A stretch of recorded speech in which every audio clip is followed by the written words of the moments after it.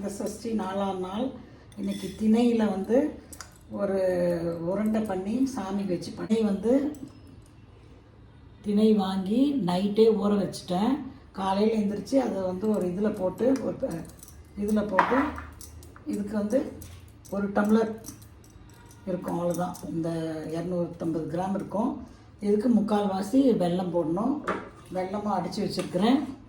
இதெல்லாம் போட்டு இது பண்ண போகிறேன். இதுக்கு வந்து வெல்லத்தோடு வந்து இது பண்ண போகிறேன், ஏலக்காய் போட போகிறேன், அவ்வளோதான். இப்போ வந்து இதை வந்து பாருங்கள் மிக்சியில் போட்டு பவுட்ரு பண்ண போகிறேன்.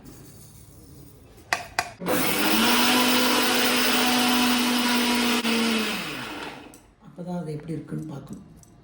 நானும் இது ஃபஸ்ட் டைம் தான் பண்ணுறேன், உங்களுக்கு அப்படியே காமிக்கிறேன் பாருங்கள். கடாய் வச்சுருக்கேன். கடாய் போட்டு வெறும் கடாயில் தான் வறுக்கணும்.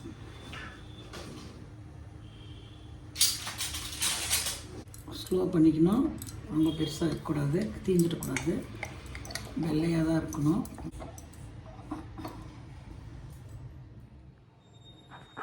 இங்கே பாருங்கள் 3/4 கிலோ வெல்லம் எடுத்துருக்கேன். இதை வந்து உருக்கிட்டு பாகு கொஞ்சோண்டு தண்ணி ஊற்றி உருக்கிட்டு அந்த திணை மாவில் போட்டு செய்வேன். சரிங்களா?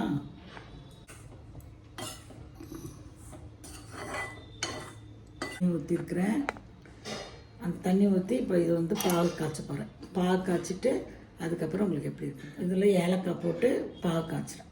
இதில் இப்போ ஏலக்காய் கொஞ்சம் தூள் போட போகிறோம். காய்ச்சிட்ருக்கிறேன், பாகு காய்ச்சிட்ருக்கிறேன். இதில் ஏலக்காய் தூள் வெள்ளத்தையே போட்டுடலாம்.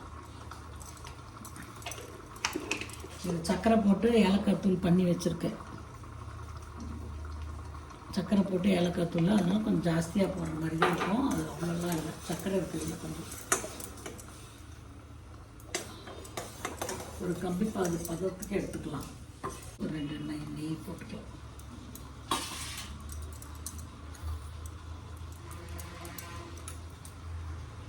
நெய் போட்டிருக்கேன். அது போட்டு நல்லா அப்படியே அந்த வாசனைக்கு ஒரு 2 ஸ்பூன் நெய் போட்டிருக்கேன். போதும், அவ்வளோ போதும்.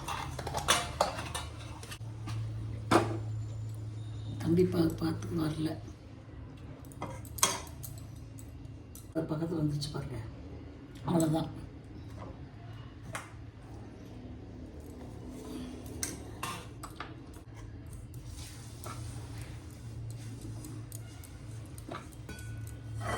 கடாயிலே கலந்துடலான்னு நினைக்கிறேன்.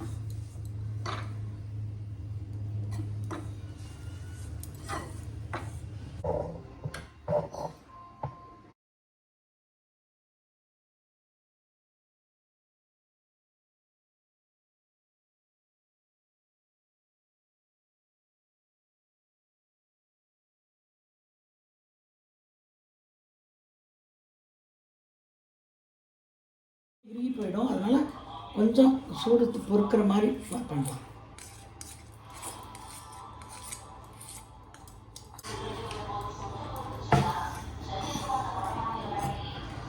பாருங்க, நெய் தடவிட்டேன்.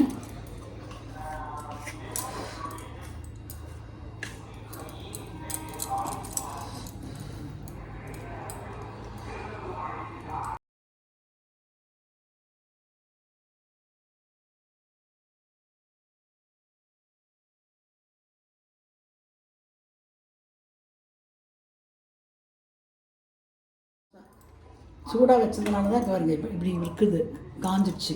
இப்படி செஞ்சு வைக்கணும். ஏன்னா நான் செய்கிறதே காமிச்சேன், லைவாகவே பார்க்குறீங்க நீங்கள் எப்படி பண்ணியிருக்கேன்னு பாருங்கள். இதெல்லாம் முதலையே பண்ணி வச்சுட்டேன். இதெல்லாம் அப்படி இப்போ சப்பையாகிடுச்சு. அதை வந்து அந்த சூடு ஆறினோடனே இப்படி ரவுண்டாக பண்ணி வச்சிட்டோம்னா ரவுண்டாக இருக்கும்.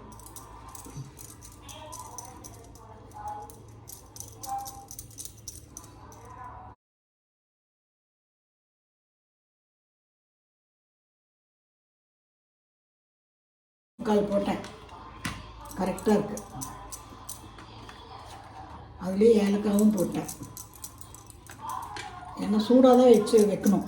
பாருங்கள், இப்போ காஞ்சோடனே பாருங்கள் எப்படி இருக்குது பாருங்கள், அப்படியே ட்ரை ஆகிடுச்சு பாருங்கள். இது வந்து இப்படி ஆயிடுச்சுன்னா நம்ம ஆற வச்சுட்டு நம்ம உருண்டையே பிடிக்க முடியாது.